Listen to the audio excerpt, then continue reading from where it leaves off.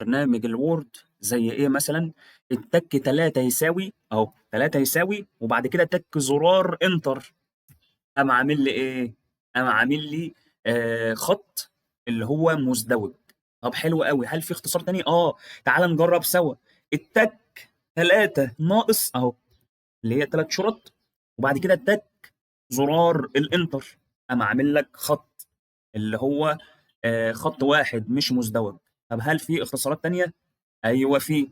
تعالى نتك زرار الشيفت مع التلاتة علشان يطلع لي شباك، وبعد كده اتك لي انتر اهو. قام عامل لك خط مزدوج او ثلاثي وتقيل، بكل بساطة من غير ما تعمل اي حاجة. 3 اختصارات، مفيش اسهل منهم. وانت شغال لو عايز وانت شغال على البورد تعمل فرق بين حاجه وحاجه، فرق بين جمله وجمله، ما اعرفش ايه، وعايز تشد خط، شوف اي اختصار من دول يناسبك من الخطوط ديت وابدا اشتغل عليه.